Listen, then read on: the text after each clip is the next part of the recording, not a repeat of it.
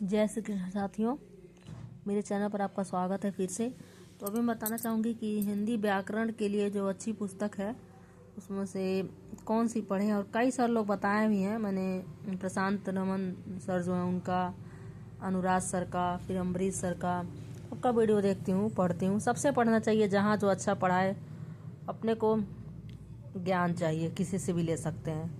अच्छी चीज़ों के लीजिए, बुरी चीज़ों को फेंकिए। तो यह हिंदी शब्द अर्थ प्रयोग डॉक्टर हरदेव बारी। अब आप देख सकते हैं, पहले मेरे पास था लेकिन मैं ध्यान से पढ़ती नहीं थी, मन नहीं लगता था या फिर थोड़ा सा कठिन लगता था। तो शुरू में पढ़ेंगे तो थोड़ा कठिन लगा। अब देखिए यहाँ से कितना प्रश्न पूछा है, छंद के अंग से। तो यह स्टेट में पूछा था कि यति क्या है, यति की परिभाषा पूछा था, जो हुआ था जून 2024 में। तो छंद को पढ़ते समय प्रत्येक चरण के अंत में ठहरना पड़ता है, इस ठहरने को यति कहते हैं। फिर देखिए पूछा था कि दोहा, मात्रिक छंद दोहा की परिभाषा।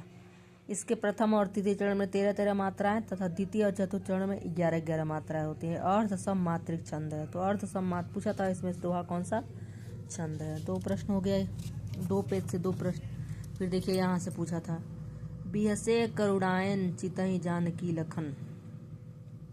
तो ये पूछा था सोरठा का, सोरठा कौन सा छंद है। सुन केवट के बैन,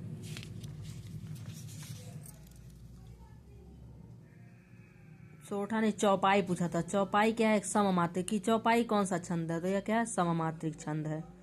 फिर देखिए इसी पेज से पूछा हुआ है कुंडलिया से कि कुंडलिया की परिभाषा, दोहा और रोला किस छंद को मिलाने से कुंडलिया बनता है, और ऑप्शन दिया था। तो यह था, दोहा और रोला छंद को मिलाने से कुंडलिया छंद बनता है।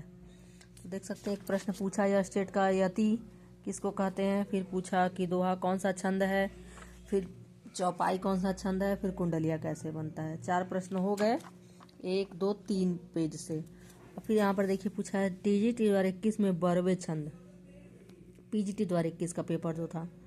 यह भी पूछा था कि अर्ध सममात्रिक कौन सा छंद है। ये उदाहरण ही पूछा था, अवधि शिला का उस पर था गुरुभार, तिल तिल काट रही थी दृग जलधार। इसमें कौन सा छंद है। तो ये 12वें क्या है, यह 12वें छंद है, एक अर्ध सममात्रिक छंद है। फिर तो ये पूछा था उदाहरण देके, अवधि शिला का उस पर था गुरुभार, तिल तिल काट रही थी दृग जलधार। तो ये उदाहरण दिया था और पूछा था कौन सा छंद है इसमें। तो टीजीटी 2021 में पूछा था, और पीजीटी 2021 में पूछा था कि 12वें छंद कौन सा है, अर्ध सम है कि सम है। तो ये 2 प्रश्न देखिए यहीं से पूछ लिया, टीजीटी में और पीजीटी में भी। और फिर देखिए टीजीटी 2021 में ही पूछा था धृत विलंबित छंद का उदाहरण। तो इसमें क्या है, नगड़ भगड़ भगड़ रगड़ और 12 वर्ड होते हैं। उदाहरण पूछा था टीजीटी 2021 में। मैं पढ़ रही हूँ तो जैसे जैसे आ रहा है मैं किताबों में लिखते जाती हूँ छंद से।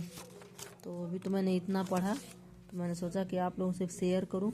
आप कोई भी व्याकरण की, हिंदी व्याकरण की अच्छी सी पुस्तक लीजिए, वासुदेव नंदन का या फिर हरदेव बहारी का, पृथ्वीनाथ पांडे का, सभी अच्छे हैं। और पढ़िए, ध्यान से पढ़िए। यानी ऐसे ही ऑथेंटिक पुस्तक ही लीजिए पढ़ने के लिए, ताकि उसमें से प्रश्न के उत्तर स्पष्ट हों और सही हों।